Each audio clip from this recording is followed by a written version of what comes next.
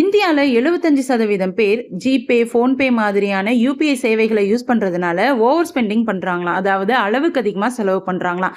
நமக்கே கூட இது ஃபீல் ஆயிருக்குங்க.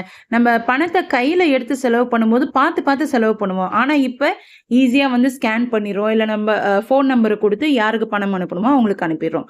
இப்ப பணம் செலவு பண்றதுன்றது ரொம்ப ஈஸி ஆயிடுச்சு. ஸோ பணத்த சிக்கனமா இருக்கணும். ஆனா, அதே நேரத்துல இந்த மாரி ஓவர் ஸ்பெண்டிங்கும் நம்ம பண்ணக்கூடாது அப்டின்னாக்கா, அதுக்கு ஒரு சூப்பரான வழிமுறை இருக்கு. இது என் லைஃப்லயும் நான் ஃபாலோ பண்ணிட்டு இருக்கேன். என்ன பண்ணணும் அப்டின்னாக்க, ஒவ்வொரு மாசமும் ஒரு குறிப்பிட்ட தொகைய யுபிஐ பேமெண்ட்டுக்கு நீங்க ஒதுக்கிடுங்க. யுபிஐ லிங்க் பண்ணியிருக்கக்கூடிய பேங்க் அக்கவுண்ட் ஒரே ஒரு அக்கவுண்டா வச்சுக்கோங்க. இப்ப நான் 2 அக்கவுண்ட் வச்சிருக்கேன். ஒண்ணு சிட்டி யூனியன் பேங்க், இன்னொன்னு ஸ்டேட் பேங்க்.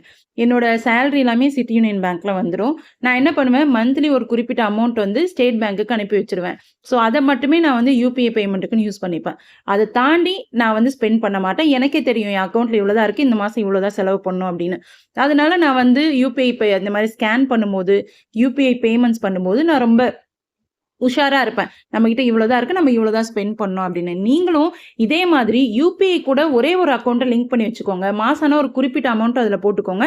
அதுக்கு மேல செலவு பண்ணாதீங்க. இந்த மாதிரி பண்ணும்போது உங்களுக்கே ஒரு செல்ஃப் டிசிப்ளின் வரும்.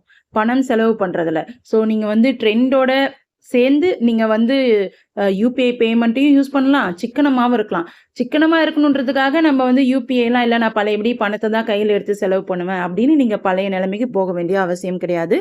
நீங்க ட்ரெண்டோடயே இருந்து சிக்கனமாவும் செலவு பண்ணலாம். அதுக்கு இந்த வழிமுறைய ஃபாலோ பண்ணுங்க. இதே மாதிரி பணத்த சிக்கனமா பயன்படுத்த நீங்க என்னென்ன வழிமுறைகள பயன்படுத்துறீங்க அப்படிங்கிறத கமெண்ட்ல ஷேர் பண்ணுங்க.